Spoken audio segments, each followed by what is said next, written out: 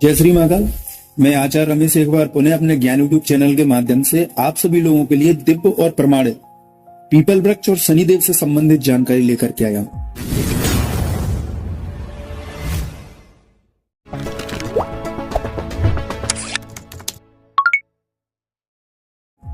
शमशान में जब महर्षि दधीचि के मांस पिंड का दाह संस्कार हो रहा था तो उनकी पत्नी अपने पति के वियोग को सहन नहीं कर पाई और पास में ही स्थित विशाल पीपल वृक्ष के कोटर में अपने 3 वर्ष के बालक को रख करके और स्वयं चिता पर बैठ करके सती हो गई।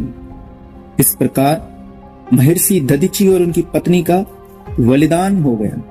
किंतु पीपल के कोटर में रखा बालक भूख प्यास से तड़प तड़प कर चिल्लाने लगा। जब कोई वस्तु नहीं मिली उस बालक को तो कोटर में गिरे पीपल के गोंदों अर्थात फल को खा करके वह बड़ा होने लगा। कालांतर में पीपल के पत्तों और फलों को खाकर बालक का जीवन येन केन प्राणिन सुरक्षित रहा।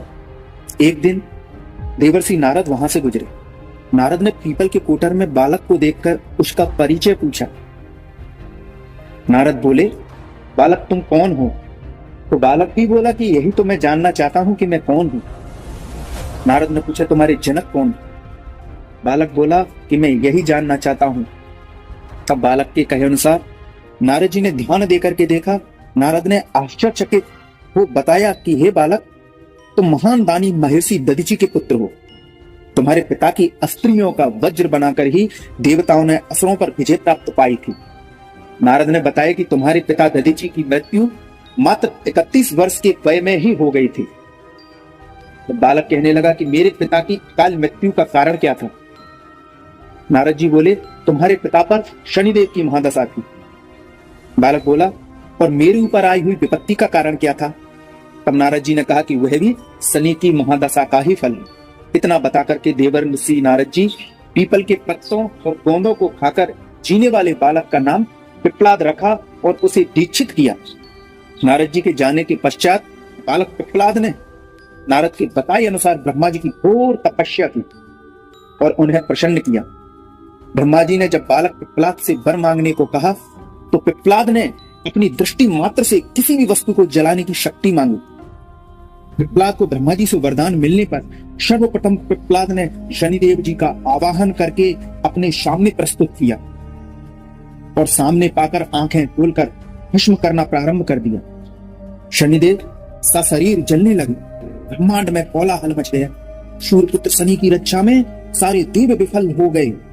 सूर्य भी अपनी आंखों के सामने अपने पुत्र को जलता हुआ देखकर ब्रह्मा जी से उसे बचाने के लिए विनय करने लगे। अंततः ब्रह्मा जी स्वयं पिप्पलाद के सम्मुख पधारे और शनिदेव को छोड़ने की बात कहने लगे, किंतु पिप्पलाद तैयार नहीं हुए।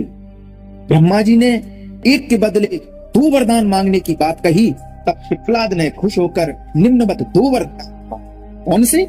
पहला वरदान मांगा कि जन्म से 5 वर्ष तक किसी भी बालक की कुंडली में शनि का स्थान नहीं होना चाहिए, जिससे कोई और बालक मेरे जैसा अनाथ ना हो। दूसरा वरदान मांगा कि मुझ अनाथ को शरण पीपल वृक्ष ने दी है, अतः जो भी व्यक्ति सूर्योदय से पूर्व पीपल वृक्ष पर जल चढ़ाएगा उस पर शनि की महादशा का कोई भी असर नहीं होगा। ब्रह्मा जी ने तथास्तु कह वरदान दिया। तब पिप्पलाद ने जलते हुए शनि को अपने ब्रह्मदंड से उसके पैरों पर आघात करके उसको मुक्त कर दिया, जिससे शनि देव के पैर क्षतिग्रस्त हो गए और वो पहले जैसी तेजी से चलने लायक नहीं रहे। अतः तभी से शनि सनह चरति यह शनैश्चर अर्थात जो धीरे धीरे चलता है वह शनैश्चर है कहलाए। शनि आग में जलने के कारण उनकी काया काली और अंग भंग रूप में हो गए। संप्रति शनि की काली मूर्ति और पीपल वृक्ष की पूजा का यही धार्मिक हेतु है। आगे चलकर पिप्पलाद ने प्रश्न उपनिषद की रचना की, जो आज भी ज्ञान का बृहद भंडार है।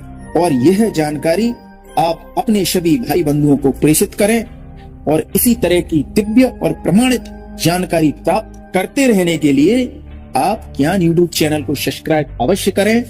जय श्री महाकाल, जय श्रीमन नारायण।